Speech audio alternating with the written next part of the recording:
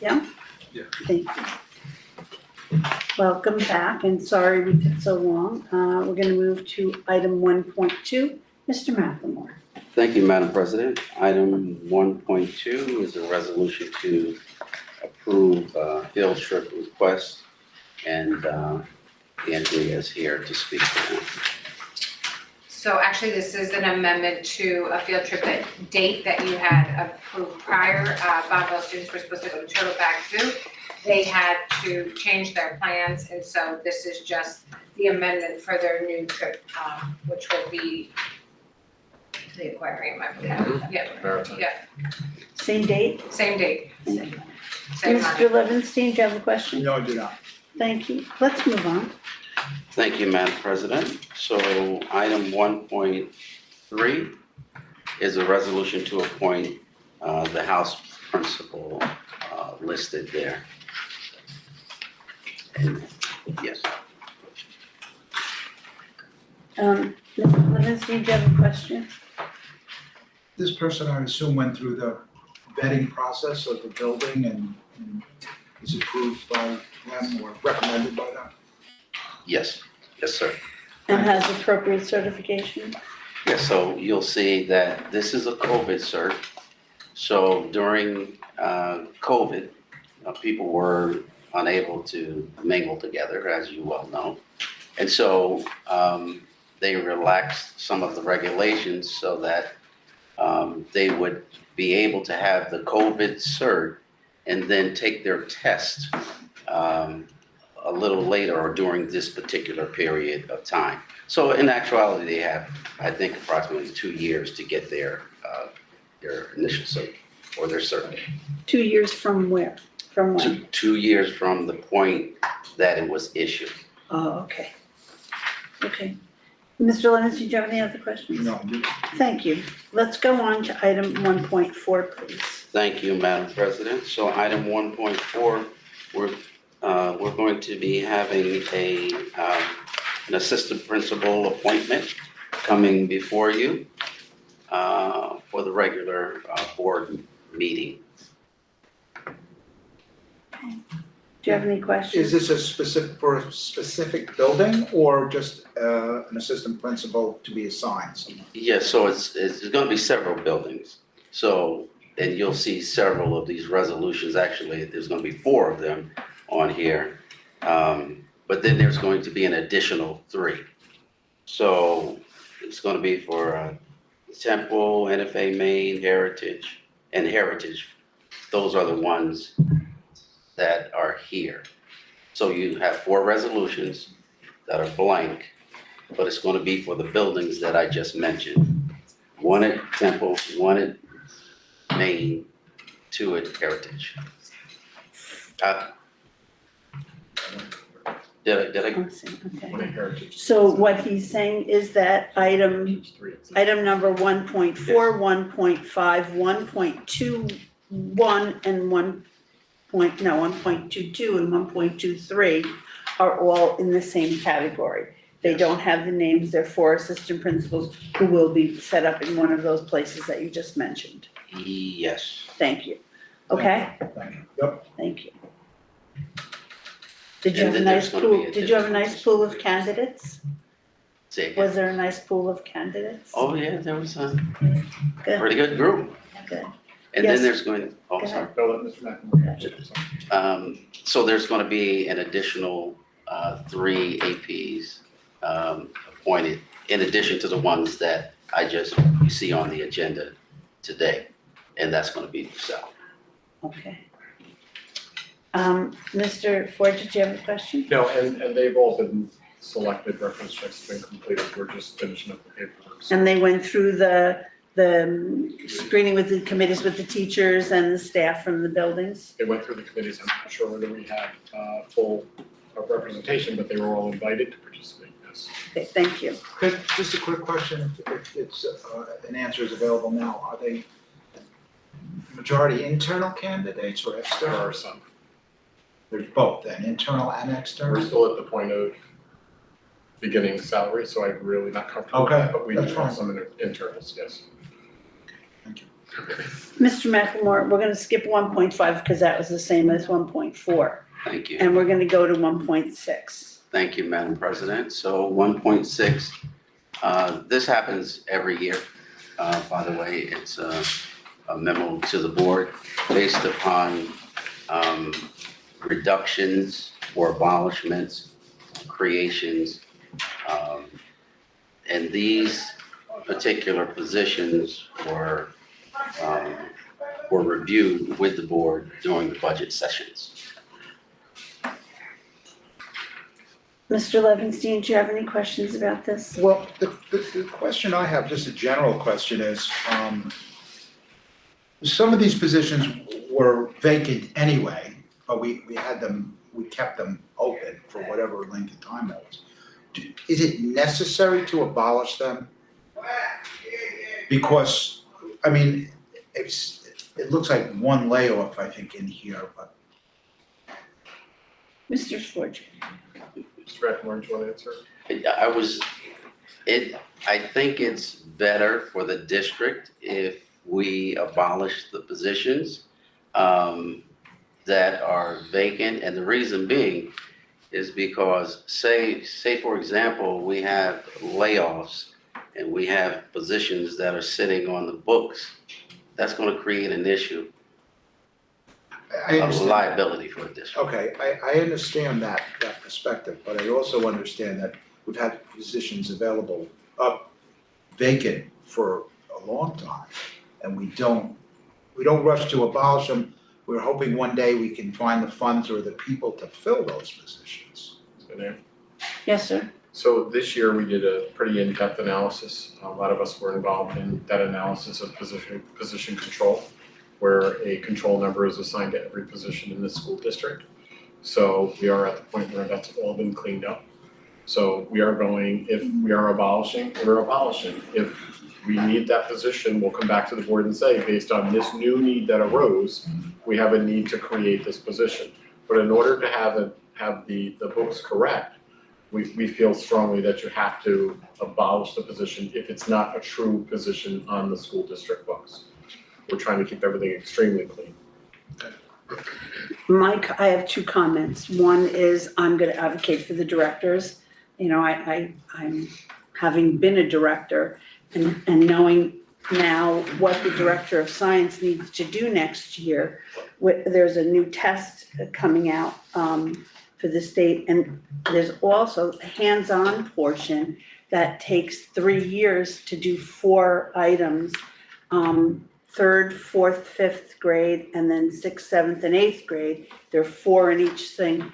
And I think it's gonna be a lot of preparation and a lot of ordering of materials and making sure that things get done, especially the first year. I think that the director of science really is key in that area, to make sure that the teachers are helped and know what needs to be done for the kids, and they have the supplies and materials ready for them. I'm just advocating, I know it's gonna be reduced, but I was hoping that if we get some money someplace that might be looked at. That's number one. Number two, I'm hoping that any direct instruction positions are really carefully looked at, and it doesn't raise student-teacher ratios, because it's so important. I see a reading teacher up there, my heart just started to pound. I know it's at NFA, but I think that some students may need reading at NFA. I mean, you know, that's what I feel. And there's a special ed up there, and I think that we have to be really careful with our ratios and make sure that it's not gonna impact our students. So, thank you. I know that there's not much you can do about it. Let's move on to 1.7, please. Thank you, Madam President. So item 1.7 is to abolish the non-pedagogical positions listed there. And again, this was reviewed at the board meeting during the budget sessions. Mr. Levinstein, do you have any questions? Well, I'll just make my typical comment that just because someone's retiring doesn't mean we need that. We don't need that position. and I know at times we do, and it may be easier to eliminate in a certain category when you have a lot of retirements in that category, but it may not be really what's truly best. I don't know, but that's just mine. And I'm gonna follow up on what Mark said, especially the cleaners, those are large buildings. Bless you. We're talking about South Temple and NFA, Maine. And I think the cleaners were very helpful in keeping COVID at bay and keeping our kids healthy and keeping our staff healthy and safe. So I think that if we get any more money, we really need to look at that. Thank you. You want to continue 1.8? Thank you, Madam President. So item 1.8 is to create positions for the 23-24 school year. And you'll see one FTE Director of Middle Level Education. Dr. Farrow can speak to that. And we have also, for your review, if you would like, the job description. And that second item under the resolution is school monitors. That was also reviewed at the 411. I'll talk. Okay, I'm sorry, Mr. Forger. Go ahead, Mr. Forger. So the director of middle level, we see as a huge need when you analyze the student performance data for the school district. Our middle level is really struggling. There are issues and barriers that are preventing those kids from being successful. We've got to break it down and figure out what it is. We are seeing some growth in our K-8 models, but the traditional middle schools, the 6 through 8, really need some support. And they need somebody that's ready and willing and able to understand the adolescent learner and the needs of that adolescent and get into those classrooms and support the teachers, as well as to design specific curriculum based on those needs. We all know that the middle level is one of the most difficult years for students, and we need to make sure that they are provided with what's necessary. So we're looking to, if you go back many years ago, some of us that were around many years ago, we had the New York State Middle School model at South Middle School, and it was a premier model. It was teaming, and it was really wonderful. And the students were seeing growth in that particular model. And actually, that school was ready to come off the list until we converted to K-8, and everything shifted and changed for South Middle School. We believe that we really need a laser-like focus on middle school and the transitions from elementary to middle and the transitions from middle to high. And we're looking for an individual that has that expertise in middle level education to carry us through. Mr. Levinstein? So this is something that's being proposed and it'll be voted on to create this position, that's correct? Okay, so nothing has been posted at all for this. We're gonna post anticipated, and hopefully this fourth position will be created. It was put into the district's budget and discussed at budget time. So we're hoping that as a result of the budget passing, we're ready to move to take the next step. Again, this was discussed during the design of this particular budget. No, I understand it, but my question involves more around do you believe that maybe one of the directors that are being obsoleted might apply? I'd prefer not to evaluate or make that comment. So, I thought that the title that we voted on was secondary director. It was, So is this repurposed? yes. It is, instead of 7-12, we felt the need to really go 6-8 as opposed to 7-12. So right now, that's not clear to me. Okay. What might be more clear to me was, because I don't want to add another director position if you're taking away director positions. I think somewhere it needs to say that what was in the budget was director of secondary. Sure. And that we're repurposing that to be director of middle level. And then I don't think there's a need to call it creating the following position. But we have to formally create the position. Okay, but then somewhere else it should say the funds for that is gonna be repurposed from the director of secondary. Sure, we can, Because I don't feel that it's right for the public for us to be adding stuff right now because we haven't seen any extra money or anything, so we really don't know. right. So it's a So- repurposing of what originally was 7-12. We just felt that a middle level and a high school are very different in the focus of expertise for the people. And I agree with you, I understand the expertise and all that, but I think somewhere in there, it should say this is repurposing and not a new position. We'll be Repurposing of funds. We can put that, Repurposing of position. no, we can put it into the resolution that says, be it resolved upon the recommendation of the superintendent of the Board of Education and the Meridian Large District hereby creates the position of middle level education, which was originally introduced as the director of secondary education In the during budget. development and adoption. So now let's talk about the 2 school monitors. I like that. Where's that money coming from the general fund? And where do you expect to post them? Where would we place them? I would have to talk to Mr. Clinton. But that was discussed during budget. Yes, I remember that. Do you have any other questions, Mr. Levinstein? Thank you, Mr. McLemore. Let's go on. You're welcome. 1.9. So 1.9, thank you, Madam President, is a resolution to abolish and create the positions that are listed there. So you see, where is it? Abolishing 5 FTEs, foreign language teaching position, 2 Italian, 3 Spanish, and 1 part-time technician. And then to create 4 FTEs, computer science teaching positions, 1 American Sign Language teaching position, and 1 part-time audiovisual technician. Mr. Levinstein, do you have a comment on that one? Do not. Well, I do. Taking out foreign language is breaking my heart. I mean, I think that we need foreign language, but I understand that we can't find the teachers but it's gonna make a struggle for our kids, so I think we really need to think outside of the box. I do understand American Sign Language is going into the foreign language thing, but I had to say something about foreign language teachers, because I really feel that I think they're important for our kids, they're important for just our culture and our world, so. I do have a question. Go ahead. Couple things. I know that we were struggling to find a sign language teacher. Did we find one? Yeah. We haven't.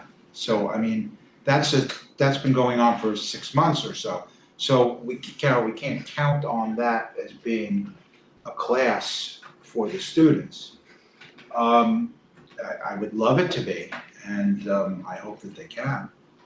But, okay, so building on what Ms. Mineo said, students still have to take a language, correct? So we're gonna be able to supply them with that, with the reduction of those foreign language teachers? I believe it's 1 unit after grade 9, and then additional beyond that. Dr. Farrow? Yes, we will still have sufficient staff to provide for our students' needs.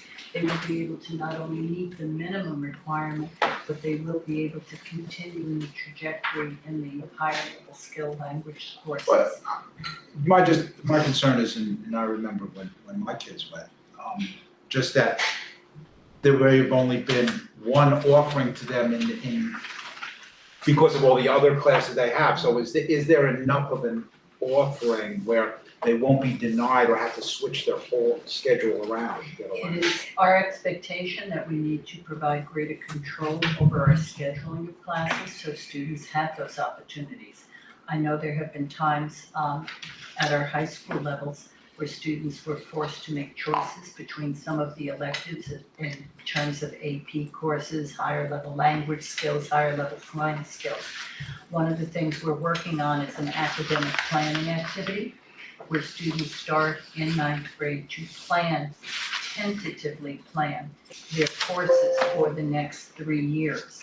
That doesn't mean that they're engraved in stone, because they're not, but we have a projection, we have an idea, and students have the ability to then say, I think I'm going to continue with more languages, and I'm also going to supplement with sciences, but I'm not going to be engaged, for example, in the music electives or some of the other electives.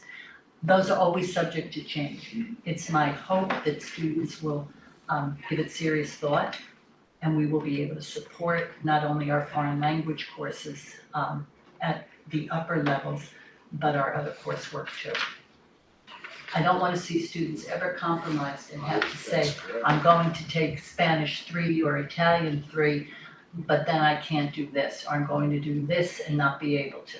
So we're working on that very hard. Thank you. So all of the master schedules at the high school have to be really looked at Yes, to make sure that there's no overlapping between AP classes or language or things that kids really wanted to. that was one of the The things we opportunities need to uncovered. be there. Yeah, that's one of the things we uncovered this year when we were talking about planning for the coming school year, that has to be addressed. Thank you. Thank you. Let's go to item 1.10. Yes. Thank you, Madam President. Item 1.10 is a resolution to approve additional appointments for the extended school year program. So this will probably be on the next couple of, So it's another one of those lists of people that are from extent, yeah, okay. yes. All right, let's go to 1.11. So thank you. 1.11 is a resolution to approve National Board Certified Teachers as facilitators. Mr. Levinstein, do you have a question on that one? No, I do not.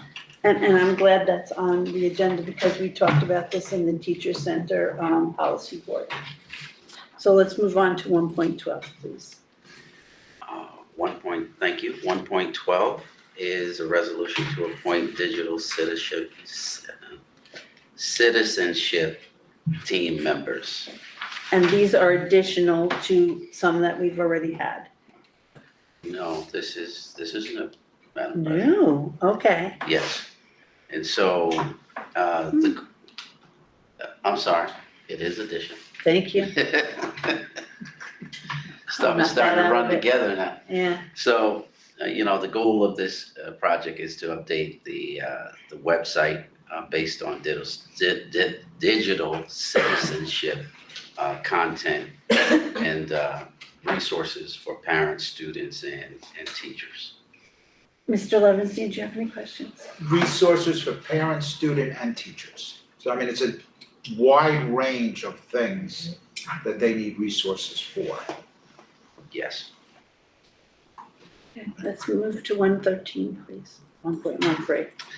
Thank you, Madam President. So, item 1.13 is a resolution to approve social studies curriculum. And this is similar to the science curriculum that we did the last meeting? No? Go ahead. This is to align our honors courses for our high school students with next gen standards. Okay. Do you have any questions? I don't either. Let's move on to 1.14, please. So this resolution is the appointments for Rock the Regions. Yeah. Yes. Rock the Regions, and this is for students who need additional support in preparing for the Regents exams. Do you have any questions? Neither do I. Let's do the school nurses review student records. Thank you. Annual, we do this This- every year. Every year to support those schools that don't have clerks in them. Do you have any question, Mr. Levinstein? No, did you say it's to support the schools that don't have a clerk in the nurse's office? Is that what it is? Yes, sir. So we have some schools without clerks. Yes. Okay, let's do the 1.16, please. Thank you, Madam President. This particular resolution, 1.16, is an agreement between Orange County and the district. And we are the hosting site for summer youth, ages 14 to 20, I believe. And we provide them with a variety of work skills, be it secretarial or be it working with custodians. And this is basically to give them firsthand experience into the workforce. So there's a number of students that we're going to support. If you approve this, we've done this in the past, but since COVID hit, we have not had very much participation. And so the board is going to accept some youth, buildings and grounds, and also Guinea Avenue. So, Mr. Levinson, do you have any questions? I don't either, thank you. Let's move to 1.17. Thank you, Madam President. Item 1.17 is a resolution to approve the person there that's listed for the yearbook at Fostertown. Question? Me No. neither. Let's continue, and I'm watching the time because I know we have a 5 o'clock meeting, so I apologize. Thank you, Madam President. 1.18 is a resolution to approve July 3rd and 4th as a district holiday, Monday and Tuesday. Do you have a question? I don't either. Go ahead, continue. Madam- So, maybe Mr. Ford, can you step out for a moment, please? And should this be an exec? Yes. Okay, so we're gonna have to go back and exec for 1.19, 20, 21. So, Well, you wanna do 20, 22 and 23 before we go? no, Or the those are done. We did those are same the as same. the other? So we're not gonna be doing anything after this, so thank you. Madam President, if Yes. you'd like us to step out too. Just step out there.